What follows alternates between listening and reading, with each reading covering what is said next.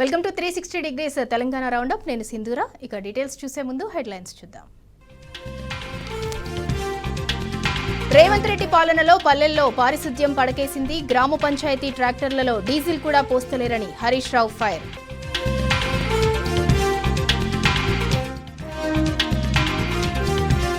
రైతు భరోసా 2 సార్లు ఎగ్గొట్టి రైతు ఉత్సవాల. ఎగ్గొట్టిన డబ్బులిచ్చిన తర్వాతే సంబరాలు చేయాలన్న హరీష్ రావు.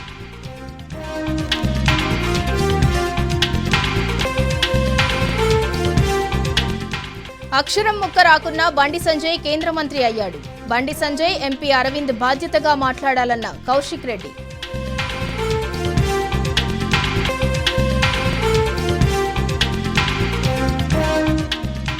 ఇందిరమ్మ ఇళ్ల కోసం మంత్రి పొంగులేటి ఇలాకాలో రోడ్డెక్కిన బాధితులు. ఇండ్ల కేటాయింపులో అక్రమాలు జరుగుతున్నాయని మండిపాటు.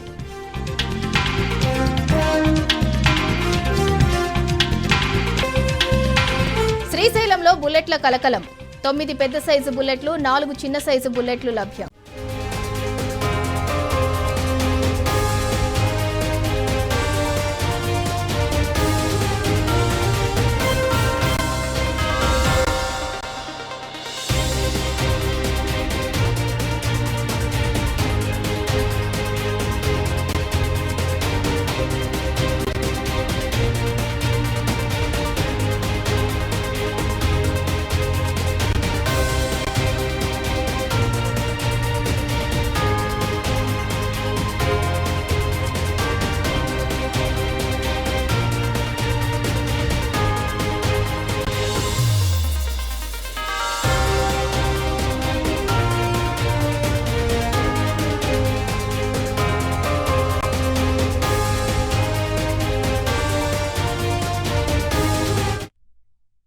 మేడిగడ్డకు ఒక నీతి, సుంకిశాలకు ఇంకో నీత అంటూ ప్రభుత్వంపై ఆగ్రహం వ్యక్తం చేశారు మాజీ మంత్రి హరీష్ రావు. మేడిగడ్డకు చిన్న మరమ్మతులు చేసి గోదావరి నీళ్లను లిఫ్ట్ చేసే అవకాశమున్నా బీఆర్ఎస్ ను బద్నాం చేయాలనే సింగిల్ పాయింట్ ఎజెండాతో ముందుకు వెళ్తున్న కాంగ్రెస్ ప్రభుత్వం సుంకిశాల విషయంలో మాత్రం తమ లోపాలు ఎక్కడ బయటపడతాయోనని గుట్టుచప్పుడు కాకుండా రిపేర్లు మొదలుపెట్టిందని విమర్శించారు.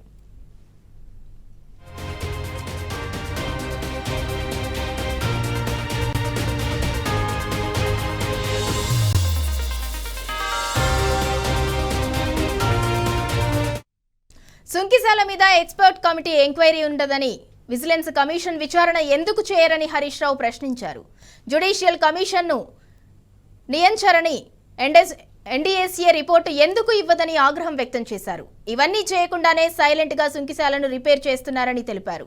అదే మేడిగడ్డలో 2 పిల్లర్స్ కుంగితే ఆగమాగం చేశారని చెప్పారు. ఎన్డీఏసీఏ ఎక్స్పర్ట్ కమిటీ, రిటైర్డ్ ఇంజనీర్స్ ఇంకా వివిధ సంస్థలు ఆ పియర్స్ రిపేర్ చేయవని ప్రభుత్వాన్ని అభ్యర్థించిన కన్స్ట్రక్షన్ కంపెనీ రిపేర్ చేయడానికి సిద్ధమని చెప్పారని గుర్తు చేశారు. రాజకీయ స్వార్థంతో తెలంగాణ ప్రయోజనాలు కూడా పక్కకు పెట్టడం కాంగ్రెస్ మార్క్ ప్రజా వ్యతిరేక ప్రతిపక్ష వేధింపు పాలనకు నిదర్శనమని హరీష్ రావు ఆరోపించారు.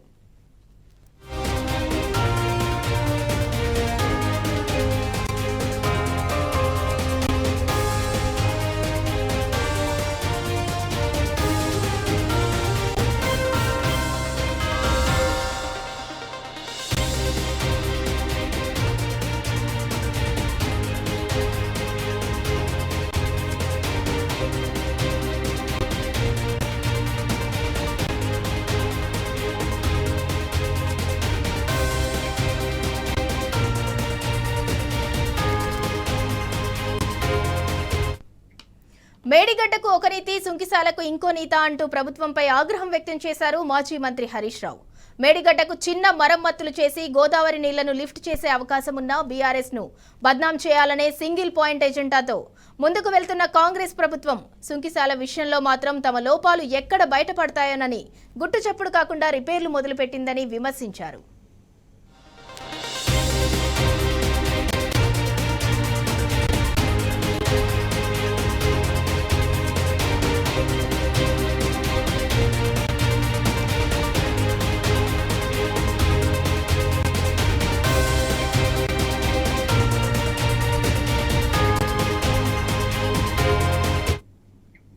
సుంకిశాల మీద ఎక్స్పర్ట్ కమిటీ ఎంక్వైరీ ఉండదని, విజిలెన్స్ కమిషన్ విచారణ ఎందుకు చేయరని హరీష్ రావు ప్రశ్నించారు. జ్యుడిషియల్ కమిషన్ను నియంచరణి ఎన్డీఏసీఏ రిపోర్టు ఎందుకు ఇవ్వరని ఆగ్రహం వ్యక్తం చేశారు. ఇవన్నీ చేయకుండానే సైలెంట్ గా సుంకిశాలను రిపేర్ చేస్తున్నారని తెలిపారు. అదే మేడిగడ్డలో 2 పియర్స్ కుంగితే ఆగమాగం చేశారని చెప్పారు. ఎన్డీఏసీఏ ఎక్స్పర్ట్ కమిటీ, రిటైర్డ్ ఇంజనీర్స్ ఇంకా వివిధ సంస్థలు ఆ పియర్స్ రిపేర్ చేయమని ప్రభుత్వాన్ని అభ్యర్థించిన కన్స్ట్రక్షన్ కంపెనీ రిపేర్ చేయడానికి సిద్ధమని చెప్పాయని గుర్తు చేశారు. రాజకీయ స్వార్థంతో తెలంగాణ ప్రయోజనాలు కూడా పక్కకు పెట్టడం కాంగ్రెస్ మార్క్ ప్రజా వ్యతిరేక ప్రతిపక్ష వేధింపు పాలనకు నిదర్శనమని హరీష్ రావు ఆరోపించారు.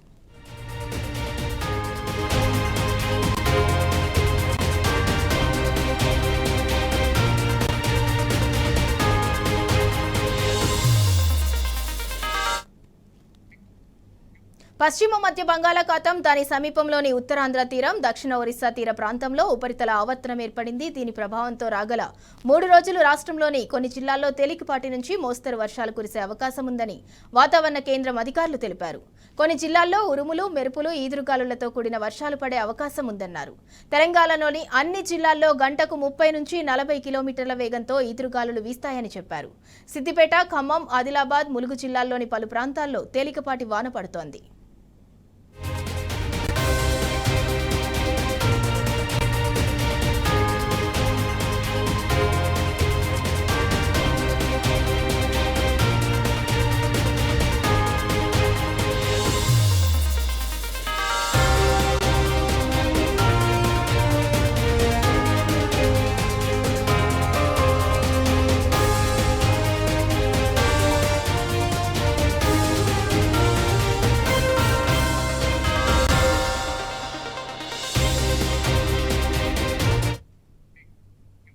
స్థానిక సంస్థల ఎన్నికల పిటిషన్పై హైకోర్టులో విచారణ ముగిసింది. పిటిషనర్లు ప్రభుత్వం, స్టేట్ ఎలక్షన్ కమిషన్ వాదనలు విన్న న్యాయస్థానం తీర్పును రిజర్వ్ చేసింది. ఎన్ని రోజుల్లో ప్రభుత్వం ఎన్నికలు నిర్వహిస్తుందో చెప్పాలని ప్రభుత్వాన్ని, ఈసీని కోర్టు ప్రశ్నించింది. గత ఫిబ్రవరిలోనే ఎన్నికలు నిర్వహిస్తామన్న ప్రభుత్వం ఎందుకు ఎన్నికలు నిర్వహించలేదో చెప్పాలంది. కాగా ఎన్నికల నిర్వహణకు ప్రభుత్వం మరింత సమయం కోరగా మరో 60 రోజుల సమయం కావాలని ఈసీ కోర్టుకు విజ్ఞప్తి చేసింది. ఎన్నికలైనా పెట్టండి లేదా పాత సర్పంచులనే కొనసాగించండి అని పిటిషనర్లు వాదనలు వినిపించారు. సర్పంచుల పదవీకాలం ముగిసిన 6 నెలల్లోపు ఎన్నికలు పూర్తి చేయాలని నిబంధనలున్నా ప్రభుత్వం పట్టనట్టు వ్యవహరిస్తోందని కోర్టుకు విన్నవించారు. సర్పంచుల పదవీకాలం 2024 ఫిబ్రవరి 1న ముగిసినా ఇప్పటి వరకు ఎలక్షన్స్ నిర్వహించకపోవటం ప్రభుత్వ తీరుకు అద్దం పడుతోందన్నారు.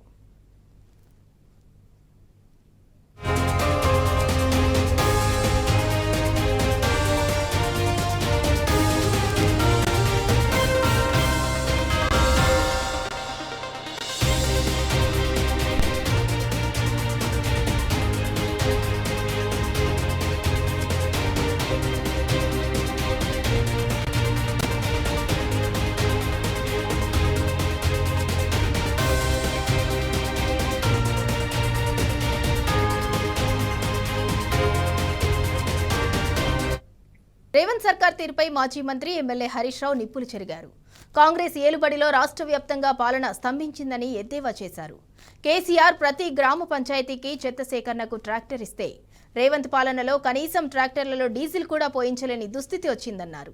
హెలికాప్టర్లో ఇంధనం పోయటానికి డబ్బులుంటాయి, కానీ ట్రాక్టర్లలో డీజిల్ పోయటానికి డబ్బులు లేవా అని నిలదీశారు. బీఆర్ఎస్ నేతలపై అక్రమ కేసులు పెట్టి అరెస్ట్ చేయటమే కాకుండా ప్రజల సమస్యలపై దృష్టి సారించాలని చురకలంటించారు. మెదక్ జిల్లా చిప్పలకుర్తిలో 20 రోజులుగా చెత్త సేకరించకుండా నిలిచిపోయిన ట్రాక్టర్ను ఎమ్మెల్యే సునీతా లక్ష్మారెడ్డితో కలిసి హరీష్ రావు పరిశీలించారు.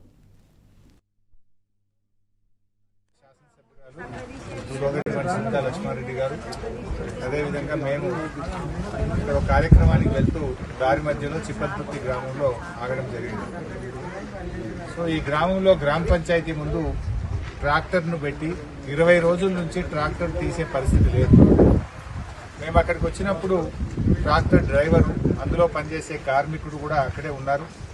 వారిని పలకరిస్తే ట్రాక్టర్లో గాసం లేదు సార్, డీజిల్ లేకపోవడం వల్ల 20 రోజుల నుంచి ట్రాక్టర్ తీయడం లేదు అని వారు చెప్తా ఉన్నారు.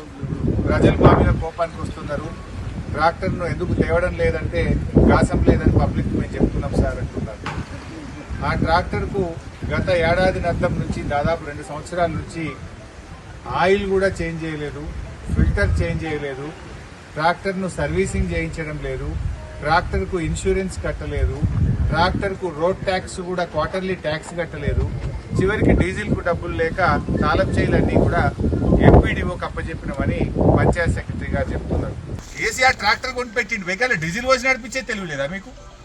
ఇక ఆయిల్ మార్చే తెలివి లేదా మీకు? ఇది ఏం గవర్నమెంట్ అని మేము అడుగుతా ఉన్నాం.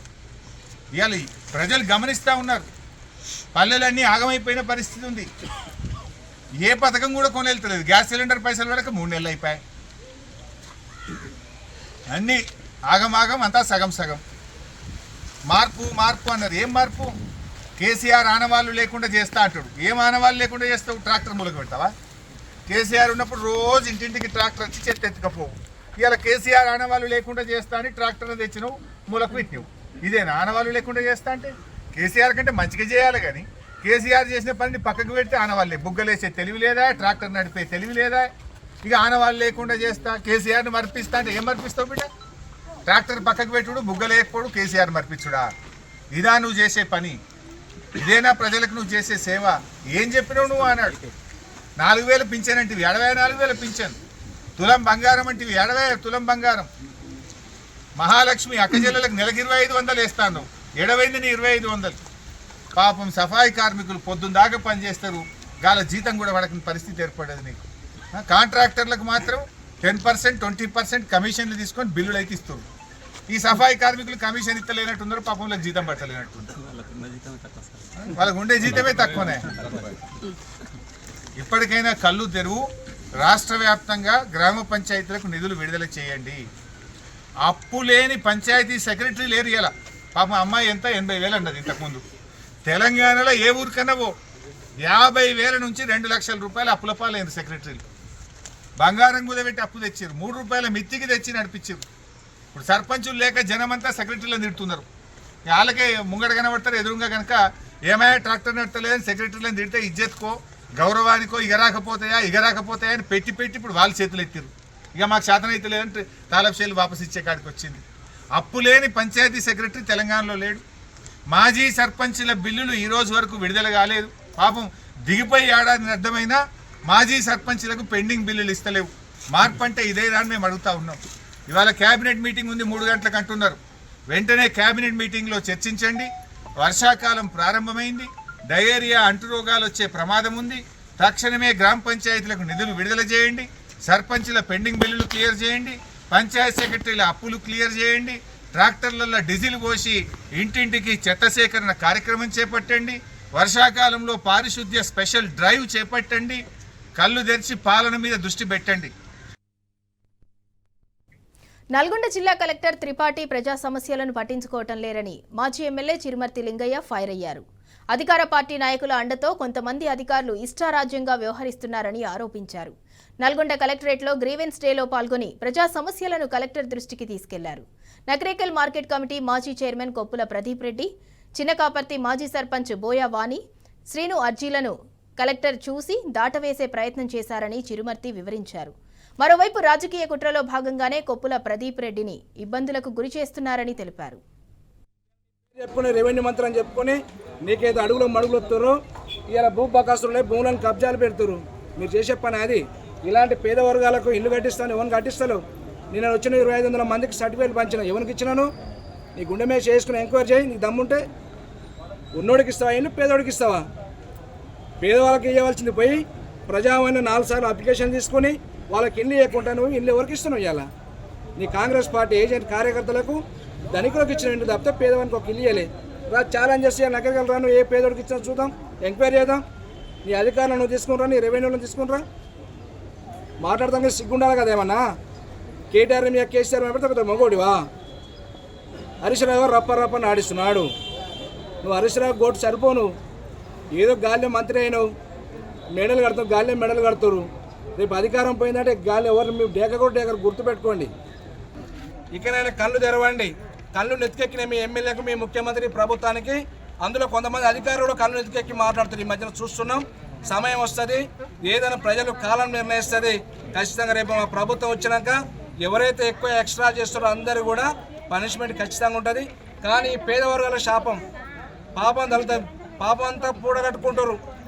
పేదవర్గంతో చెలగాటం ఆడుతారు. చూడండి వాళ్ళ ముఖాలు చూసి ఎట్లా తల్లుడి పాపం. ఇప్పుడు 3సారి వచ్చి కలెక్టర్ కలిసి కూడా న్యాయం జరుగుతుందంటే కలెక్టర్కి ఇచ్చే వినతి పత్రాలు కానీ కలెక్టర్ గారు ఉన్న పెన్ను పవర్ కానీ ఏం పవర్ పనిచేస్తున్నా స్పష్టంగా కనబడుతుంది. మరి దానికి గ్రీవెన్స్ ఎందుకండి? సమస్య పరిష్కారం కానప్పుడు గ్రీవెన్స్ ఎందుకు పెడుతున్నారు?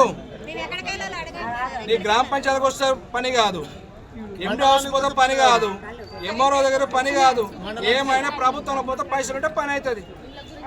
కాంగ్రెస్ అంటేనే పైసలు అంటే కాంగ్రెస్. ఈ రకంగా జరుగుతుంది, స్పష్టంగా కనపడుతుంది. ప్రజలు మీకు కూడా చెప్తున్నా, వాస్తవాలు గమనించాలక్కలారా. మీరు రేపు స్థానిక ఎలక్షన్ కోసం ఈ డ్రామాలు ఆడుతారు మీటింగ్ని పెట్టి. మహబూబాబాద్ జిల్లా కేసముద్రం మండలం నారాయణపురం రైతులు రాష్ట్ర సచివాలయం ముందు ధర్నా చేశారు. తమ గ్రామంలో 700 ఎకరాలకు బీఆర్ఎస్ హయాంలో పట్టా ఇచ్చారని, ఇంకా 1100 ఎకరాలకు పట్టాలు ఇవ్వాల్సి ఉందని పేర్కొన్నారు. మిగతా పట్టాదారు పాస్ పుస్తకాలు ఇవ్వాలని, రైతు బంధు కూడా ఇవ్వాలని డిమాండ్ చేశారు. ప్రస్తుత ప్రభుత్వం తమ పట్ల కర్కశంగా వ్యవహరిస్తోందని ఆగ్రహం వ్యక్తం చేశారు. ఆందోళన చేస్తున్న రైతులను పోలీసులు అదుపులోకి తీసుకుని అక్కడి నుంచి తరలించారు.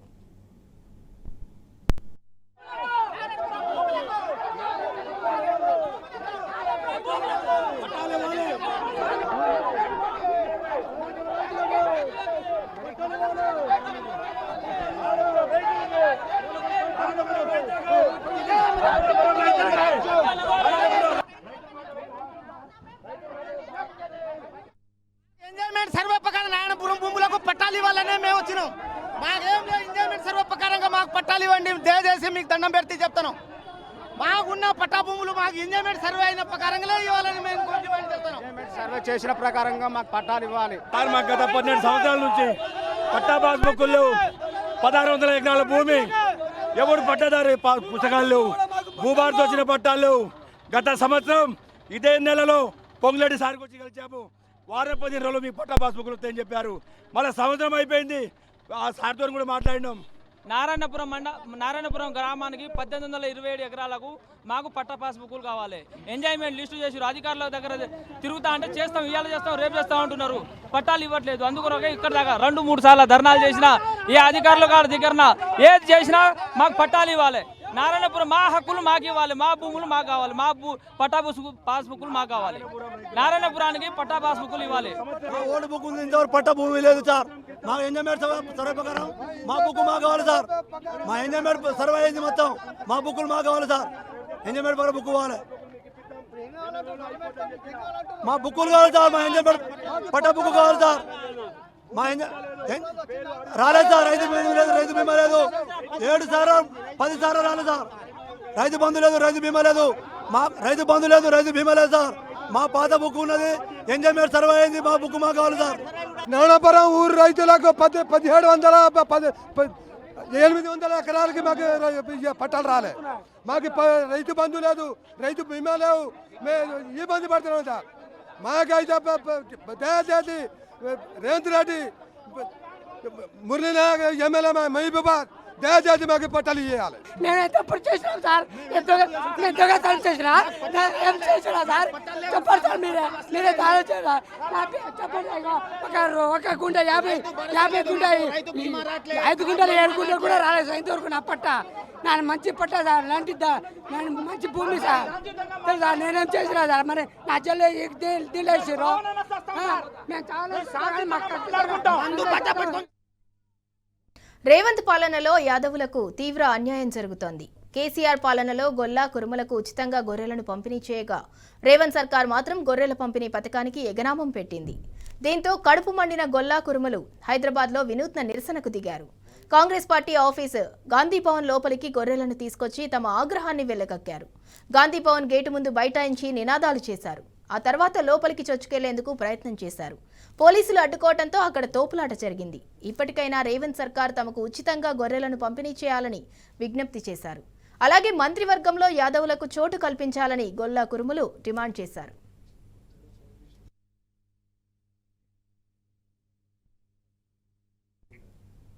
కేసీఆర్ హయాంలో రైతులందరికీ పంట పెట్టుబడి సాయం అందిస్తే రేవంత్ సర్కార్ మాత్రం రైతు భరోసాపై ఎక్కడా లేని కండిషన్స్ పెడుతోంది.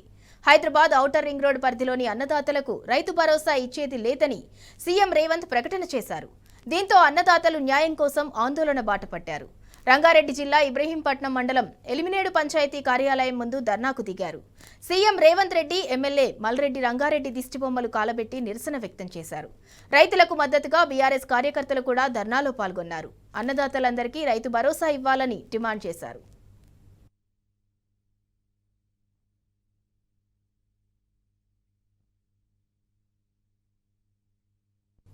హైదరాబాద్ మాదాపూర్ అయ్యప్ప సొసైటీలోని సున్నం చెరువు బాధితులు ఆందోళనకు దిగారు.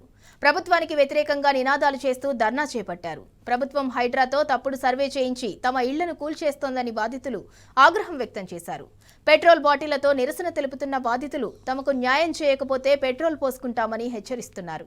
15 ఎకరాల్లో సున్నం చెరువుంటే 32 ఎకరాలుగా చూపించి తమ ఇళ్లను ఖాళీ చేయిస్తున్నారని ఆవేదన వ్యక్తం చేశారు.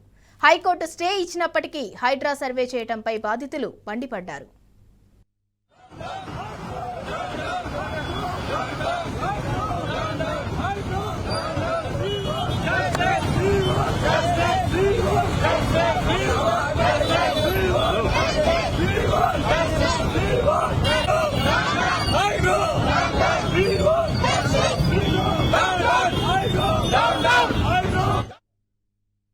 రెవెన్యూలు కానీ వీళ్ళు ఇరిగేషన్ వాళ్ళు కానీ హైడ్రా వాళ్ళు కానీ కుంభకయ్యి 32 ఎకరాలను చూపిస్తారు. మా దగ్గర అవరేజ్ డాక్యుమెంట్స్ ఉన్నాయి సార్. రండి ఒక నిమిషం, రండి సార్, ఒక నిమిషం చెప్పడం రండి.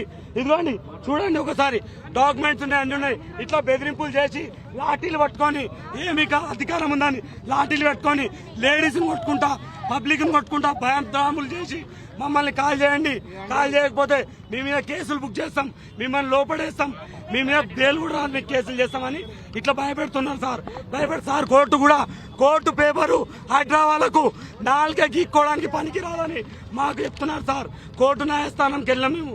న్యాయస్థానం న్యాయం జరుగుతుంది అంటే కోర్టు హైడ్రా వాళ్ళకు చెరువు ఎంత ల్యాండ్ ఉందో విస్తీరం చూపించండి అని అడిగితే కూడా వాళ్ళు ఏం చేస్తారంటే కోర్టుతో ఏ పని కాదు, ఏమని ఉంటే మీకేమని ఉంటే తర్వాత చూసుకున్నాం, ఫస్ట్ కాల్ చేయండి. మేము